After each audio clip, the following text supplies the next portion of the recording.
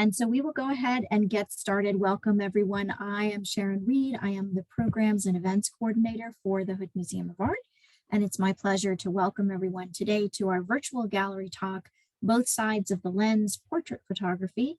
And today we are excited to have John Stomberg, our Virginia Rice Kelsey 1961S director, lead the way for our presentation.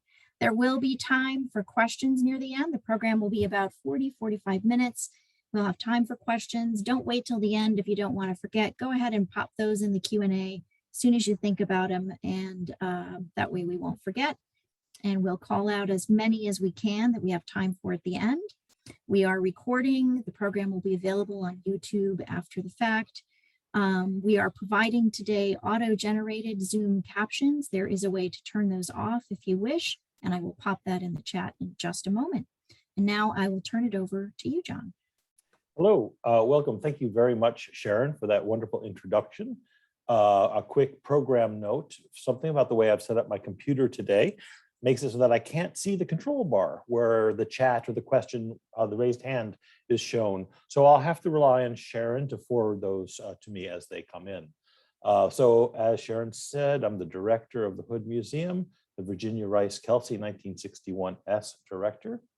And today's talk is about portrait photography. And the key to my talk is this idea of both sides of the lens. A great portrait involves both the sitter and the photographer. Both of them need to contribute to create that spark. It's really like a dance. And that's what sets a portrait aside from, a photo of some guy. What is this difference? And so we'll be looking at that. So the pace of my talk is to look at the sitter and find out why they might have been of interest to the photographer, and then look at the photographer in each case. We will have time for Q&A at the end. So let's start at the beginning with a portrait pair by Matthew Brady. I should point out that all of these portraits are from the collection of Raph and Jane Bernstein, and are part of an ongoing project at the Hood called A Legacy for Learning, which is a series of exhibitions which explore the breadth of Raph and Jane's collecting over the years, and signals the fact that most of these, or many of these, will end up coming to the Hood as gifts. So these are some already in our collection, some are promised to the collection, but the whole exhibition enterprise has been a way of saying thank you to Raph and Jane Bernstein, longtime supporters of the Hood and the teaching that we do there. So this first pair is a great place to start. They've collected numerous early photographs that are portraits. And these two are a particular mode called cartes de visite. And that means a visitor's card, essentially. And the idea, though it was certainly seldom the only practice, was that if you were a famous person, you could carry these around and use them as your calling card, perhaps hand them to the butler so that they could tell who was at the door. But in reality, they were collector's items. You could go into shops and pick out, oh, here's this person, I've read William Cullen Bryant's books. Now I can get a picture of him, or Washington Irving. So we're starting with two people who were famous, but not for their visage, but rather for their work. That's a common theme in this exhibition.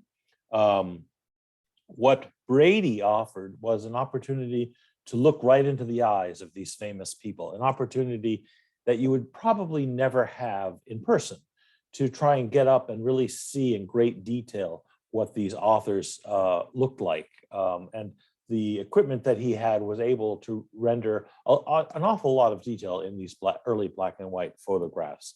The sitters in this case were well-known 19th century authors, for example, Rip Van Winkle, and Cullen Bryant's books were numerous, and he's celebrated for his connections to Western Massachusetts as well. There's the William Cullen Bryant Library, for example. I believe it's in Cummington, Massachusetts. Now, Brady, the photographer of those two photographs we just looked at, was perhaps most famous for the work he did in 1860 to 1865 during the Civil War. He got permission to be on the front in the battle scene. He also had access to General Lee, General Grant, President Lincoln. And this is a portrait of him, on the photographer, Matthew Brady, on the right standing. And of course, one of his portraits of Abraham Lincoln on the left. It's important to try and put ourselves in 19th century shoes for a moment. There's a good chance you may not have seen very many photographs. If you did, it would be memorable. And to see an actual photograph and hold it in your hand, and not a reproduction in a magazine or an engraving after a photograph, which was often common, was really quite amazing.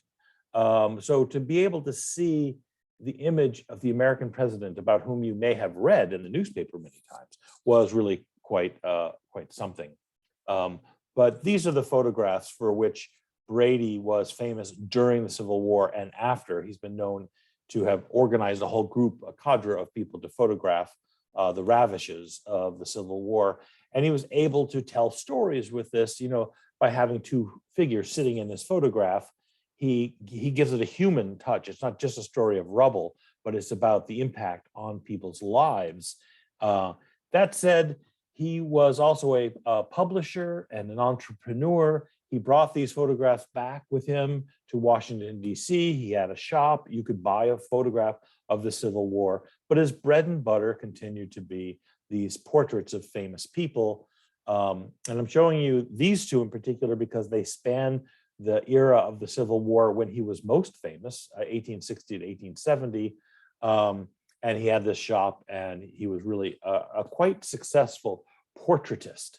So hopefully you can see where I'm going with today's talk by introducing the figures on both sides of the lens. Crossing into the 20th century, I'm starting with Otto Hopi's photograph of Walter Delamare, the poet. And at this point, Hopi was interested in an approach to photography, which aimed to make photographs look somewhat like paintings by softening the focus. This style was called pictorialism, and the goal was to make it clear that photography wasn't simply a mechanical art, that there was heart and soul involved in that, and to come up with a pictorial strategy, a way of like, how do you make visible this goal of having soul? And one of the things that many photographers chose was a softer lens. Sometimes gelatin silver prints were put aside in favor of platinum palladium prints. But in this case, you can see that what the photographer has tried to do is just bring us into an ethereal view of the poet, and it's fitting for his poems, which were quite purple and lovely poems. If you look at this, you can see that his ear is in soft focus and his nose is in soft focus. It's really pretty much just the plane of his eyebrows that's in sharp focus. So the rest of it is an approximation, which I think we can safely see as the visual analogy of allusion, to allude to something rather than specifying it, which is in fact poetic. So he has found a pictorial means to match the subject's poetry, making this a very successful photograph. This is just before Hopi embraced the next phase of photography. So we've got the poet established, and now the photographer in this case went on to be really interested in the idea of the machine age. Later 1920s and into the 30s, the promise of technology to bring a new world about. So you can see we've come quite a distance stylistically from the soft focus and careful paper that he used in the last photograph. In this one, the skeleton of the Graf Zeppelin in Friedrichshafen. Hopi has managed to kind of embrace a lot of the tropes, the visual symbols of the machine age. We have flight, we have girders, we have a human being building all of this stuff. The ideology behind machine age was that if we can build infinitely, then we can feed infinitely, we can clothe infinitely, we can heat infinitely, we can take care of mankind infinitely. That's going to be the promise of the machine age. It was soon wrecked by the reality of first the Depression, and then World War II. And our bright-eyed utopian vision for what industry and technology could offer the world was soon replaced with kind of cold, stony irony as we look back at how naive we had been in the 20s in our embrace of technology, once we discovered the sheer destructive power that it could have in our world. But at this point in 1920, we see a photograph by Hopi of the poet Walter Delamare that really evokes turn of the century style and approaches to photography, and couldn't be more different than this next one. This is surprisingly a photograph by Ansel Adams of Jose Clemente Orozco. Orozco was a Mexican muralist. For those of you close to Dartmouth, you know our great murals. We'll get back to that in a moment. But for this portrait, Ansel Adams has actually borrowed a style from the trendiest of the trendy in Europe, the New Vision, or Neue Sachlichkeit in German, photographers who were focusing on these super close-up details. They've become almost topographic of the skin. You could almost imagine climbing over each pore and around each trimmed whisker on this face. It is so brutally vivid and detailed, and we are allowed no escape beyond the face. There are no extra clues as to what this person is like. Adams commented that the glasses were really fascinating to him. First of all, these glasses had a strong resonance at the time with Leon Trotsky, who I'm showing here on the right. They're often referred to as Trotsky-style glasses. And Orozco wore them deliberately. Orozco's wearing them here to signal, this is my supposition, and I can tell you it does signal to me, his alliance with the Communist Party and with Trotsky's ideas. And he was, in fact, very much an active, he wasn't just a sympathizer, he was an active member of the party. And I think that Adams is able to bring that out just by virtue of the glasses, but also to show it in a style that was associated with revolutionary Russia, this New Vision photography.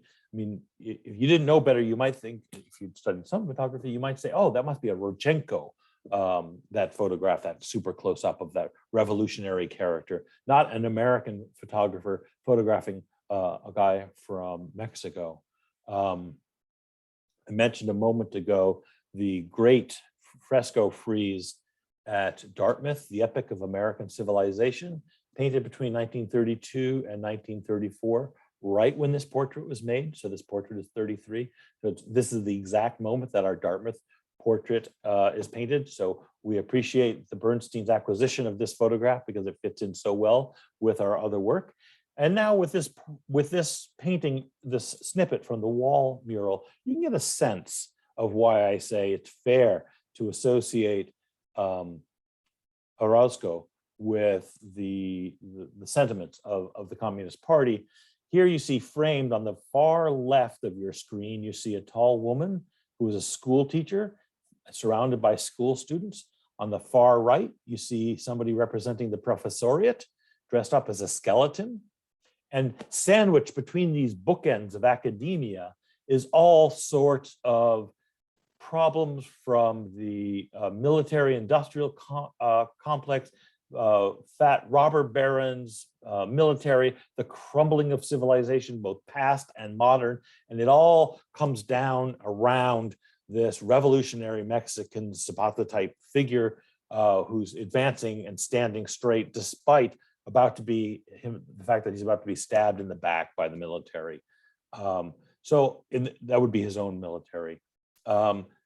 He didn't just do political scenes. This is a great Prometheus, but it's actually a loaded Prometheus. This one is from Pomona College.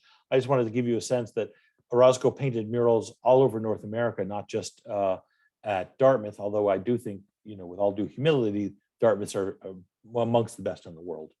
Now, the photographer, Ansel Adams, who took this photograph of Orozco, was much better known for landscapes. He would take scrupulously detailed, beautifully printed photographs of nature. And he's partially responsible for selling the idea of national parks being important by virtue of his photography. And you can see in Mirror Lake how wonderfully detailed, rich, and he's taken all of that attention to topography and applied it to Orozco's face, which makes this a really, truly stunning photograph.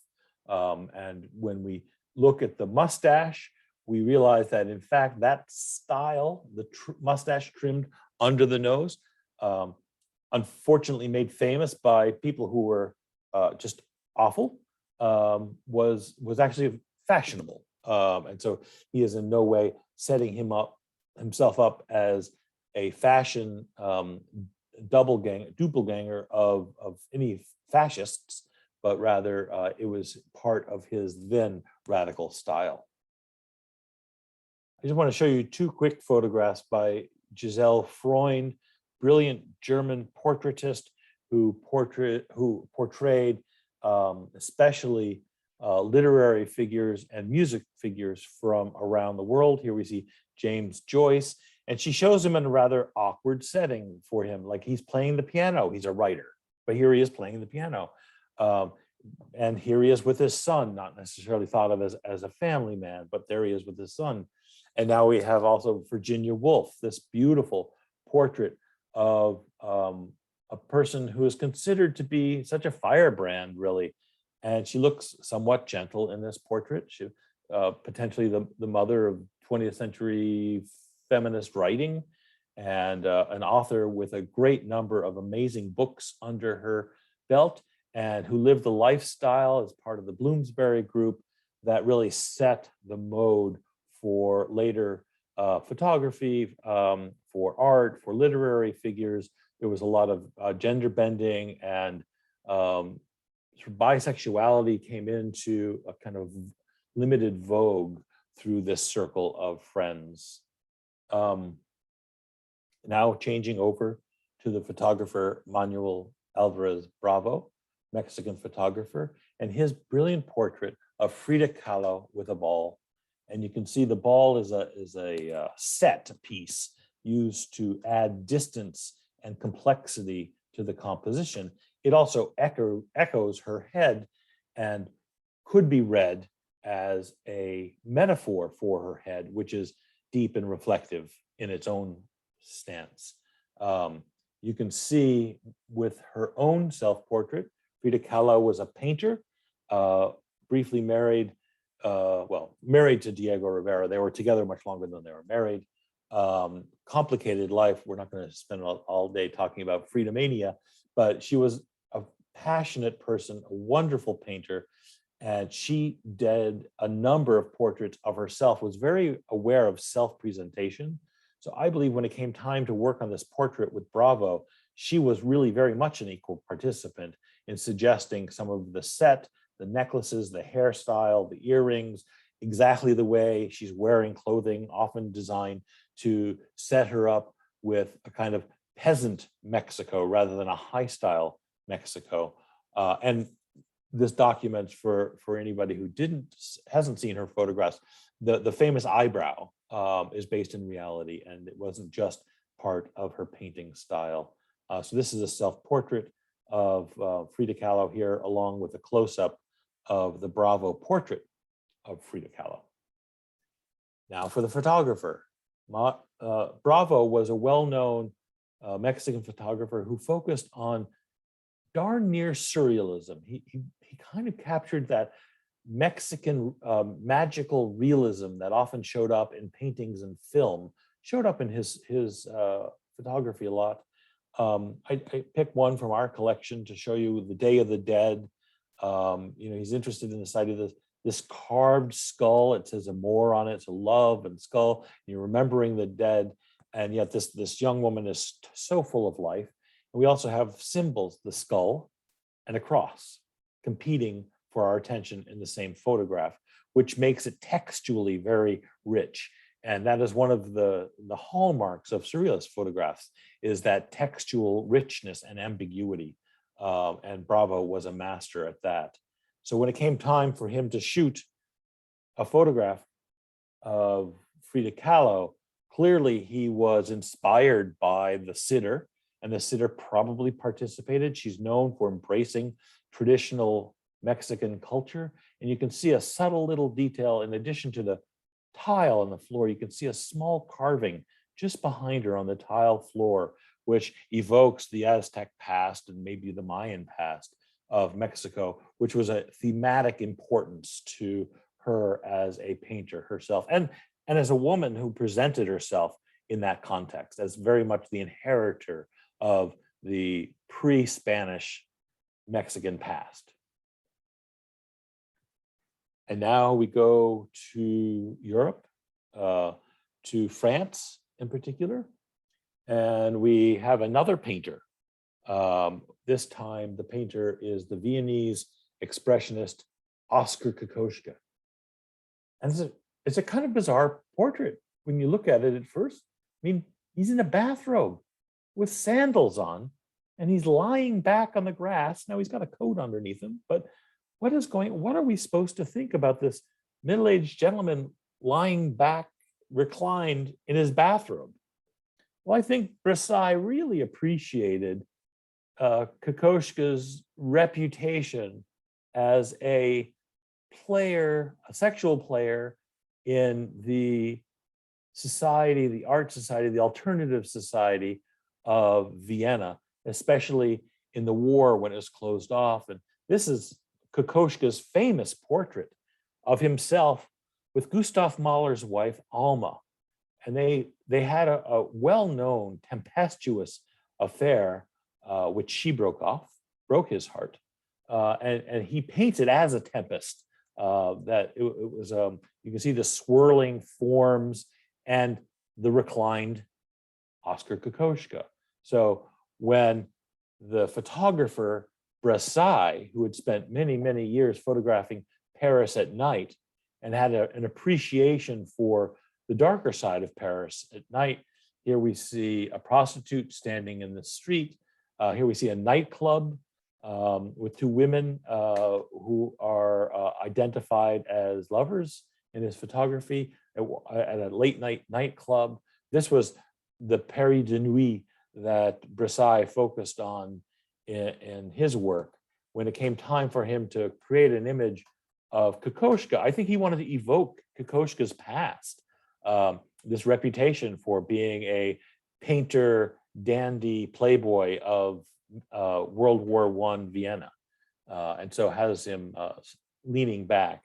All of this might be a touch hard to take, but this is how I'm looking at this photograph. And now we have a tormented and wonderful soul in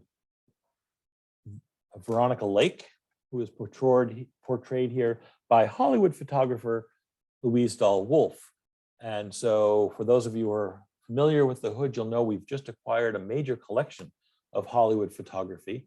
And it's great to have a Louise Dahl Wolfe enter the collection.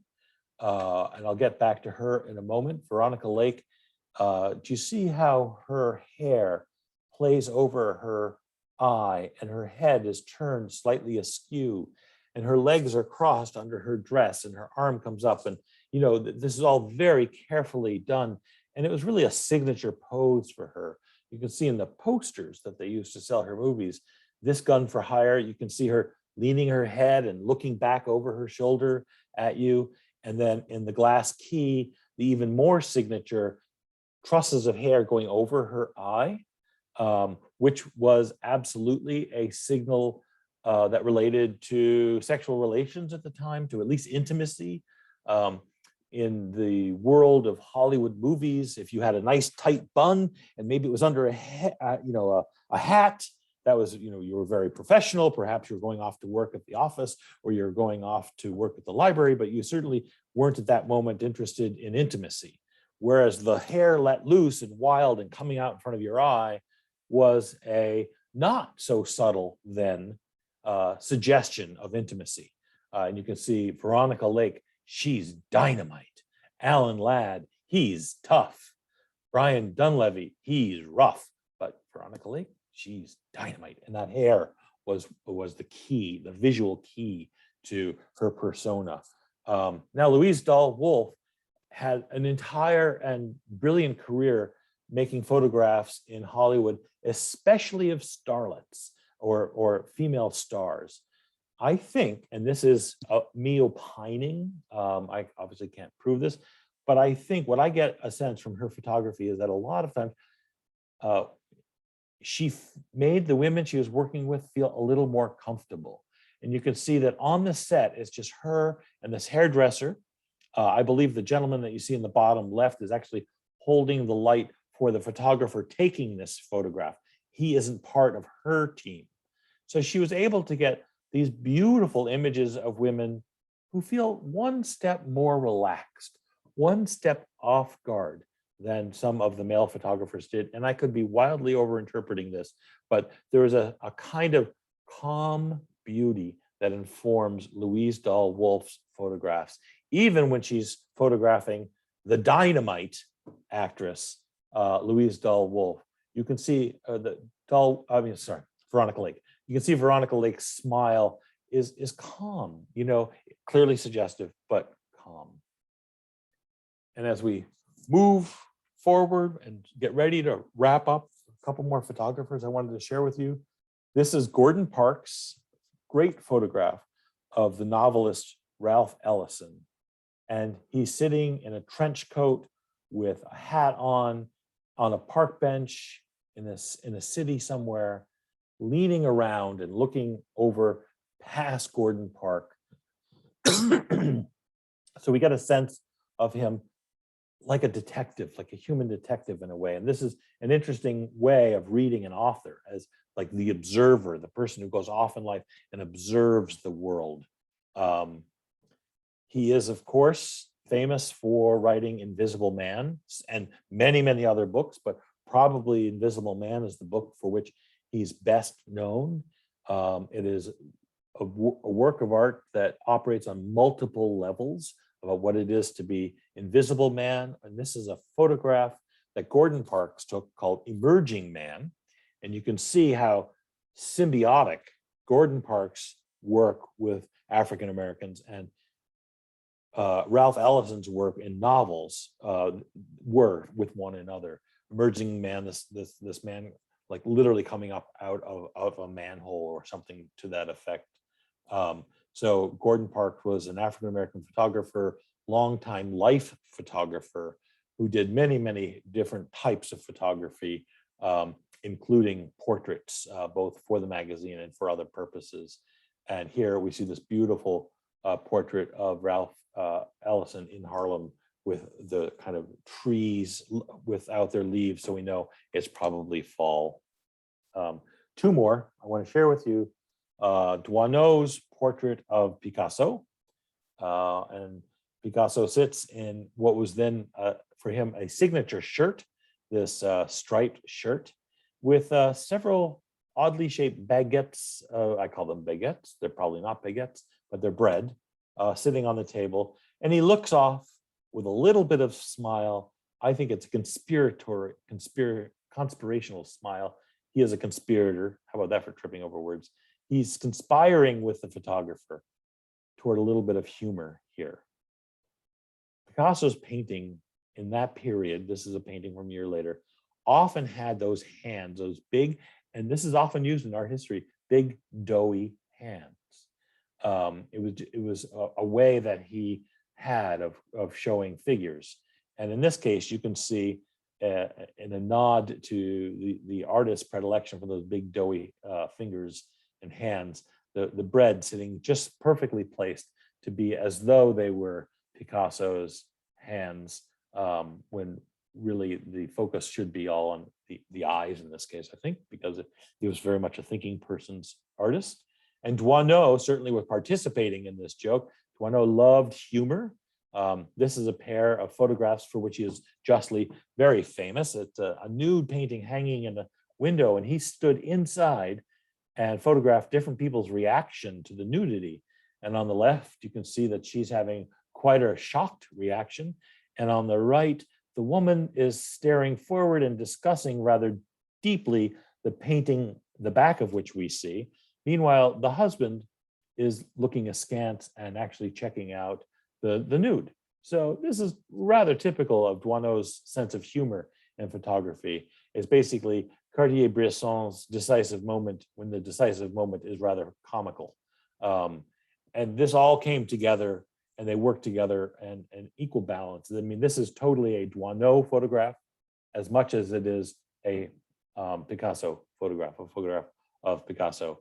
And just, we don't have too much time, so I won't go into it, but the composition is rather complicated with the angles and the slice of the bottle and the still life on the table, and then the checkered tablecloth and the checkers in the back. It all seems to be referring to a series of inside jokes about cubism and organization of still lives on tables that Picasso was very famous for. And now our last photograph of the day, and we bring it into color with Annie Leibovitz's great photograph of Alice Walker 1 year after her famous book, The Color Purple, had come out. A few years later, The Color Purple is made into a movie, and that movie had, you know, some of these iconic scenes that none of us can forget. That vast field of purple flowers that, you know, back in the day you saw in a movie theater, and it could be 40 feet, 80 feet, 100 feet long of this field of purple. It was really an astounding film, beautifully done, a wonderful adaptation from the book. Annie Liebovitz is famous for creating portraits, really designing them, thinking them through, coming up with wonderful, rich ideas. Her early days, she worked for Rolling Stone magazine, did countless covers for Rolling Stone, including the famous one where a nude John Lennon embraces his wife, Yoko Ono, up to later work for magazines all over the spectrum. This one, Selma Hayek, dressed up as though she were Frida Kahlo in that portrait that I showed you before. You see, we even have the monkey, the earrings, the necklace, but clearly Selma Hayek has chosen a different style direction to go than Frida Kahlo did, and this very much in partnership with Annie Liebovitz. And again, gets back to this point that it takes two to tango, and these are really a great tango. So that's the portrait that she ended up with, clearly embracing the idea of the color purple, bringing it out in the landscape beyond. My slide isn't great, but that sky really isn't purple. It's not like the photograph has shifted. She really did bring out all of that purple, and you can see the greens and the boots and are all really normal. She really did find a way to add a lot of purple into the scene to make Alice Walker Alice Walker's image suggest the work for which she was most likely well known at the time. So I'll stop there. Thank you very much. I believe, Sharon, that we have time for questions. And if I don't know the answer, I'll try and make something up for you. But it's been really a pleasure to talk about the Bernstein's portrait collection with you today.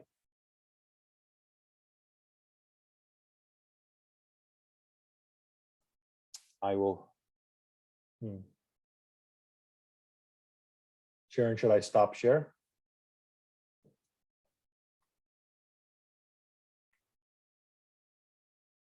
I'm sorry, folks. We're just trying to have a little bit of technical difficulty here.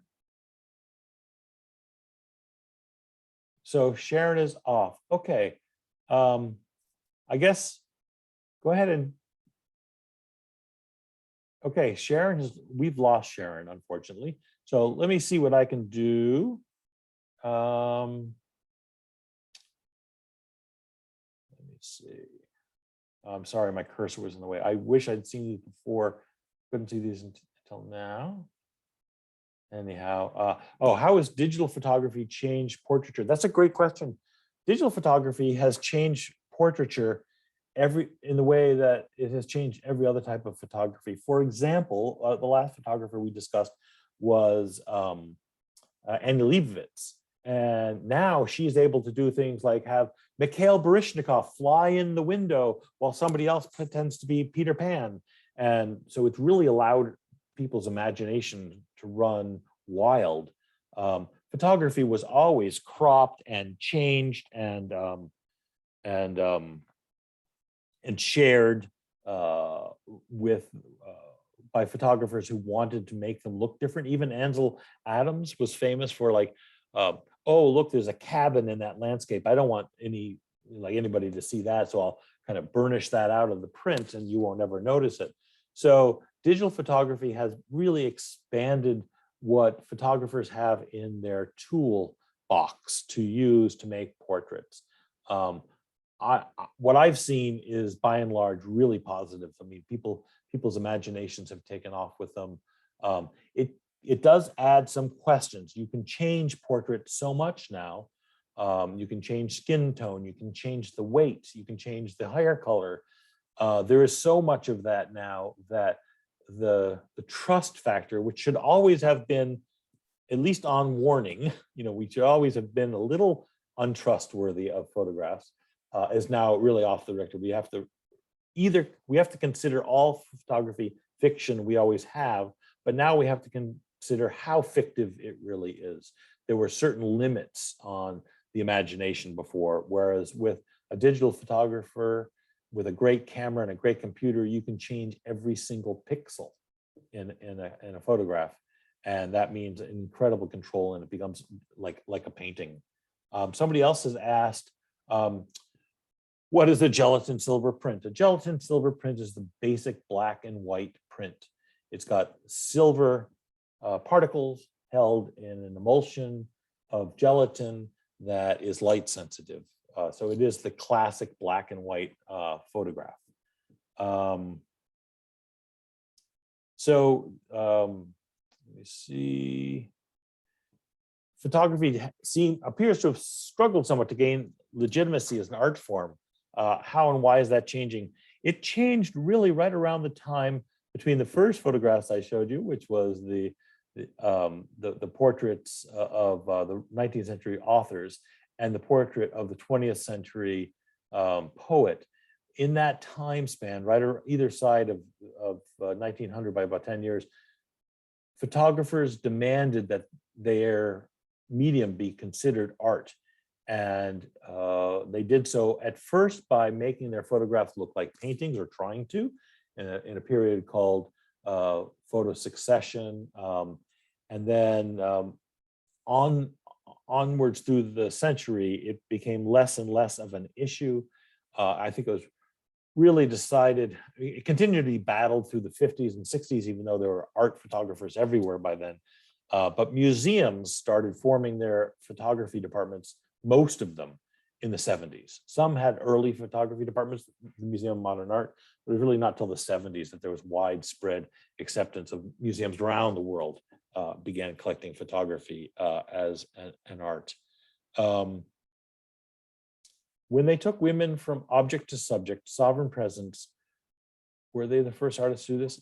No, there were pockets of women photographing women, women painting women, and whatever gender people identified with at the time, who took women as more than objects. It was the exception and not the rule. But you could write a kind of look back at feminist approaches to imagery and get solidly into the 19th century. Before that, it becomes super sparse, but from the mid 19th century on, it's certainly a presence in the art world, the photography world. Okay, I'm just gonna see if I've got any more.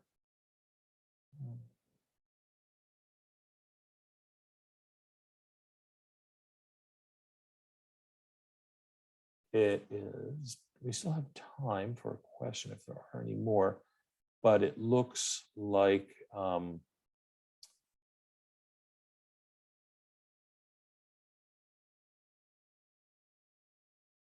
oh, this is an interesting question. Could I speak to the staying power, historical significance, and collectability of portrait artists who photograph famous people versus those who photograph ordinary people? That is an excellent question. So what's the difference between a portrait photograph and a photograph of an ordinary person? Usually for us, the viewers, we can only tell by the title. it could be like, I think the portrait of Orozco is still on your screen. And if that just said image of a guy, or maybe Trotskyite, or I could even make it even worse, it could be like suspect in such and such a case. We could change that image in all sorts of ways depending on the caption. But the idea of a portrait is that you say somebody's name. So then there's two types. There's the familiar and the unfamiliar. I could show you a portrait of my grandma and you wouldn't really know who she was, and she wouldn't have much to bring to that photograph other than what was in the photograph. But you talk about, especially famous people. With time, what often happens is the photographs of famous people the balance ends up being on the famous person's side. So portraits of Veronica Lake tend to be portraits of Veronica Lake, more so than anybody knows the name of Louise Dahl Wolff, although she's a hero to us. Of primary importance for researchers typically is like, I need a picture of a famous movie star, and that movie star's name is Veronica Lake. So, we are doing research on the photographers, but the photographers of the famous tend to play second fiddle usually. Now, if they've got a major career otherwise, that's different. And in the one case that it changes is with somebody as famous as, for example, Annie Liebovitz. Almost no matter who she photographs, it's an Annie Liebovitz photograph. And people collect it. We're thrilled to have an Annie Liebovitz photograph. It's great that it's of the author of Color Purple, and that we're thrilled with that. Walker's a terrific author, but in a way that will always be an Annie Liebovitz photograph. And then the last thing I wanted to say is that there's also a whole approach to photography which is more documentary mode or photojournalism, and pictures of people can come up in those contexts. Like here was a protester running down the street. Here's a classically in documentary mode, here is a farmer who's struggling to make ends meet. And in that case, the individual is subsumed to the idea that the photographer is trying to get across. I want to get the idea of a struggling farmer across. I want to get the idea of a protester across. Who it is secondary to that. So there's a whole realm of photography that includes people, most of whom aren't famous in those cases, where the photographer's desires override the strategy of portraiture. So I'll just wrap up, because that was a beautiful question to kind of wrap up on, by saying all of the photographs that I've shared with you today and that are in the Bernstein collection here have that delicate balance almost equal, between the photographer and the sitter, and it goes back and forth. Who was more famous, Matthew Brady or William Cullen Bryant? It's a toss-up. I don't know how you'd answer the question really, but especially if you get into the realm of significance. But what makes these photographs interesting is the spark that occurs when you have two big personalities, the photographer and the photographed, working together to make an image that evokes something of their meeting and gets at a little bit of each. So with that, I think I'll wrap up. And again, I'm sorry about the technical difficulties. We lost our Sharon assistant. She's been locked out of her computer somehow. So I will bid you adieu. I hope you have a wonderful day. Look forward to seeing you around the galleries when we can. Take care. Bye now.